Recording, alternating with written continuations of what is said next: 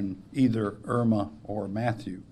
And the tide tomorrow afternoon is projected to be 9.4 feet. So, and this is not accounting for the rain. So if we get the copious amount of rain that's projected, particularly during those times when the tide is high, you know what happens. The water's got nowhere to go, and it's going to stay around as well and add to the water. So in addition to the triple threat, now more so we feel there's a threat of wind, a higher risk of wind threat. So it's really a quadruple threat. And you know we're going to have tropical force, storm force winds starting later today.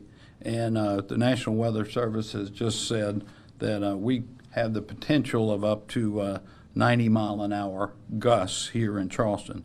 So significant wind as well, more water than Matthew and Irma. So I know that the 2 lanes of I-26, the reverse lanes, just turned back to normal, but I feel like it's a last call for evacuation. And I'll repeat again, if anybody lives somewhere that flooded in one of these prior events, you ought to head to higher ground. You got just a little bit of time to evacuate and get out of town, and if not, get to some friend or some other property that has some higher ground if you flooded in one of those 2 events. The shelters are still open, and Nancy Boyd on our staff, she's done a remarkable job staying in touch with the shelters. If we have any questions specifically about them, she'll be able to answer them. CARTA is still running the little loop. Keith Benjamin is with us from Traffic and Transportation, could address any questions about that.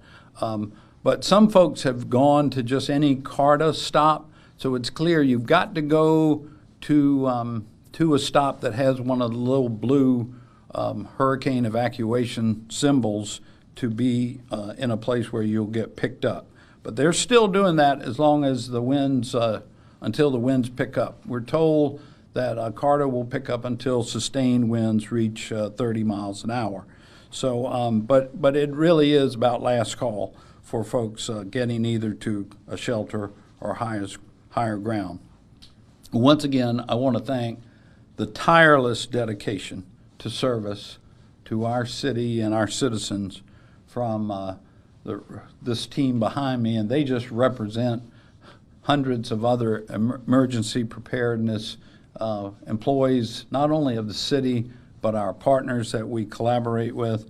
And, you know, often, as I might have said this yesterday, I'll say it again if you don't mind, we think about police and fire being our first responders, and they're totally critical, don't get me wrong. But in this case, preparing and responding to a hurricane, literally each and every department of the city of Charleston is involved, from public service to parks to stormwater to finance to livability to information technology, our public information, our human resources, our housing, our recreation, traffic and transportation, planning, legal, customer service desk. All departments have been involved in this amazing effort, and I'm just honored to serve with this incredible team. The customer service desk, by the way, just in the last 72 hours has fielded over 1,000 calls and requests for information, and I think just in a 2-day period, our public service department helped us get out over 75,000 sandbags for our citizens. They're always willing and able to help our citizens and really have a heart for service. Amazing team that I'm honored to work with. So a couple of specific updates I'm going to call on just a few folks today, one being our Chief Reynolds to tell us about some potential traffic closures and minding the store while everybody's gone. Chief? This is a powerful storm. We've been talking about it for several days now, and it's time for us to batten down the hatches and prepare for responses, recovery. We're working closely with fire rescue, with federal, state, and local resources. We have a lot of assets out in the communities We have upstaffed all of our patrol areas to pay attention to protect and secure all of our communities. We do not need people out and about right now. We want to make sure that anybody in a vehicle is not out and about in our communities at the peak of this storm. We're getting to a period now where there's a lot of rain, there's going to be a lot of wind. The mayor has talked about the very high tides. We are going to have significant flooding. As a result of that flooding, we will be closing down a lot of roads. We will be closing down large portions of the peninsula. It will not be possible to get in and around. We do not want people stranded in their vehicles. We do not want to create situations where we'll have to do rescues and other missions unnecessarily. So as we see the flooding, which is it's predictable, knowing what the tides will be, which areas normally flood, we will begin to close those roads down methodically, and it's going to be extensive, the number and the amounts of roads closed in and around the peninsula, in and around the West Ashley area, and other communities that we know flood, to protect those communities, protect the people in those communities, protect the property in those communities. Anybody who is in and around our communities who means harm to any of our people or any of our properties, I promise you, we will be vigilant, we will be present, and we will be making arrests of those people.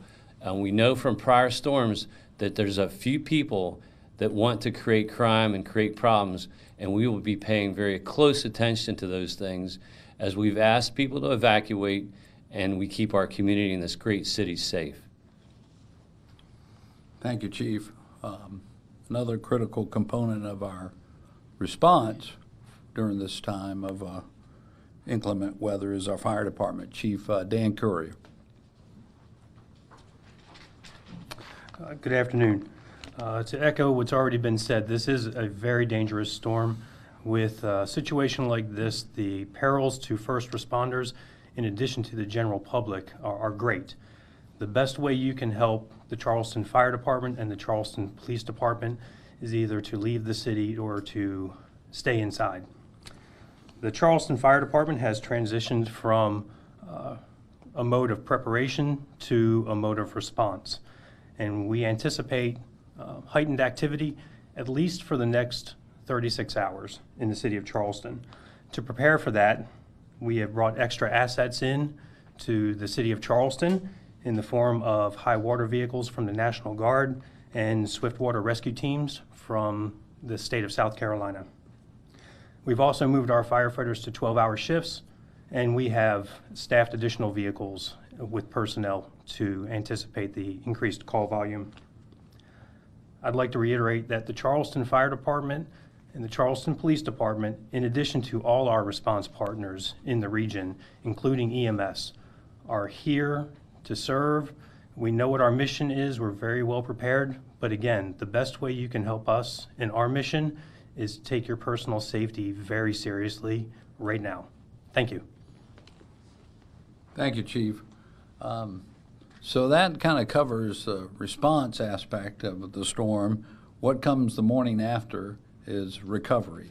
And I'm going to call again on Shannon Scaff, our Director of Emergency Services, who's been thinking and planning for a whole year now about what if. And Shannon, tell us what the morning after looks like. Thank you, Mr. Mayor. Good afternoon, everybody. So in addition to all the actions that you've heard from all the fine folks that are part of the city of Charleston and the response efforts, we're also shifting a bit of our focus to the recovery. And our city has equipment and personnel that are strategically placed throughout the city to begin recovery operations. We'll start those operations just as soon as it's safe to do so.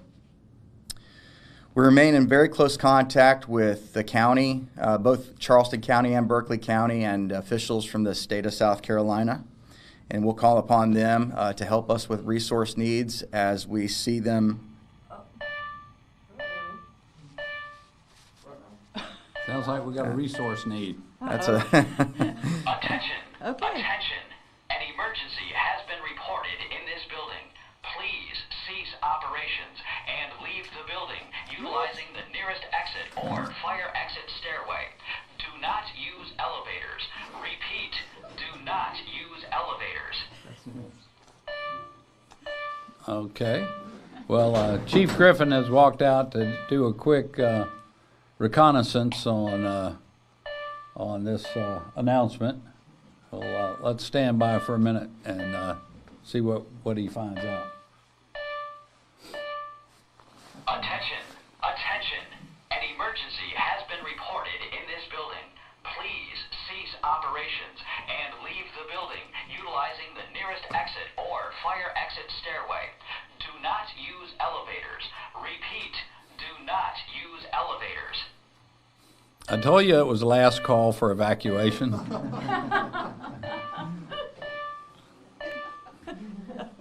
are kidding. Extreme times require extreme measures.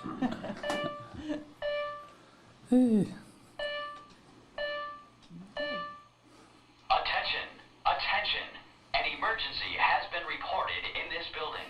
Please cease operations and leave the building utilizing the nearest exit or fire exit stairway. Do not use elevators. Repeat, do not use elevators.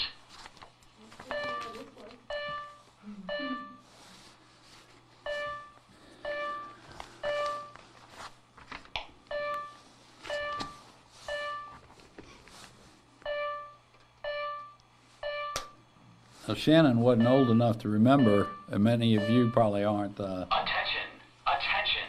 An emergency has been reported in this building. We don't know it. Please cease operations Okay. and leave the building utilizing the nearest exit or fire exit stairway. Do not use elevators. Repeat, do not use elevators.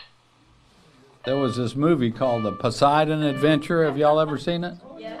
Isn't that where the song comes from, The Morning After? There's got to be a morning after, right? You gonna sing that for us again, sir? I don't think so. Not without a piano. Attention, Not, attention. not without a An piano. emergency has been reported Yeah. in this building. Please cease operations and leave the building utilizing the nearest exit or fire exit stairway. Do not use elevators. Repeat, do not use elevators.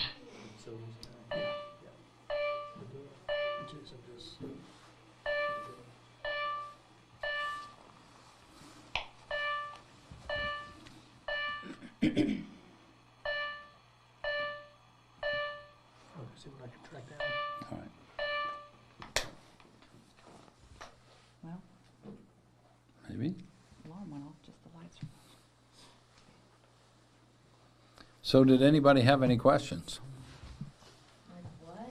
Mayor, I see that coming up at the 1:30 meeting, you guys are going to be discussing the possibility of a curfew. I know that doesn't mean it's going into effect. Can you tell us a little bit about that process? Well, first, City Council will have to approve that authorization, and it's just giving myself in concert with the police department the ability to call for a curfew if we felt that one were appropriate and needed. So they're authorizing us to be able to do it, but we're not calling for one. We're very hopeful we won't need one or need to call one, but just in case, as the chief mentioned, how vigilant we plan to be over the next 48 hours, that we want to have that tool in the toolbox. And Mr. Mayor, I know we're not there yet, but a lot of people sometimes see curfew, think it's a little bit of annoyance. We heard Chief Luther Reynolds talk about the importance of staying off the streets. Can you tell me about the importance of people staying inside and not disturbing what you guys are already trying to do? Well, yeah, I think that comes not just for someone's personal safety, but for the safety of our first responders, that people stay inside. I'll go so far as to say, and this is a really hard thing for a mayor to say of a vibrant and beautiful city, starting late this afternoon for 36 hours, I want Charleston to be a ghost town. I want everybody out of sight. If they're not out of town, inside, hunkered down, and safe. And that's the safest thing for them, and it's the safest thing for our emergency preparedness team as well. In Berkeley County, County, the sheriff's deputies and Canehoy firefighters going door to door knocking to encourage people to leave now or go. Are similar efforts happening in Charleston? We have, particularly in low-lying areas and where vulnerable populations are living, where they don't have a lot of their own transportation. The Charleston Housing Authority has been working with us, the fire department, and our Department of Housing and Community Development has been doing both door-to-door and putting flyers out, advising people of their options to get out of town and to get to shelter. So yes, we've been doing some of that as well.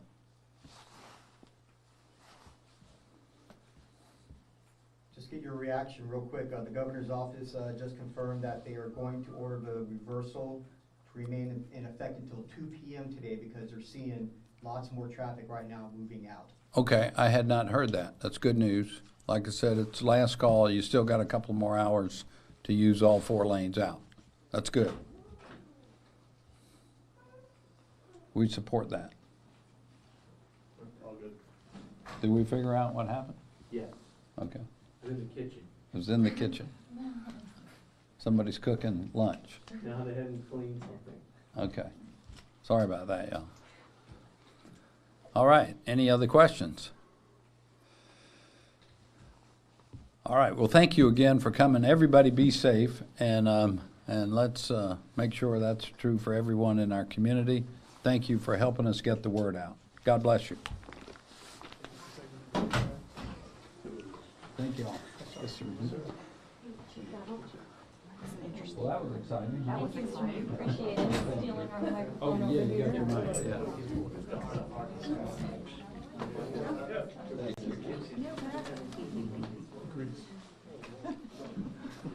Grease in the detector. One of the storage rooms in the kitchen.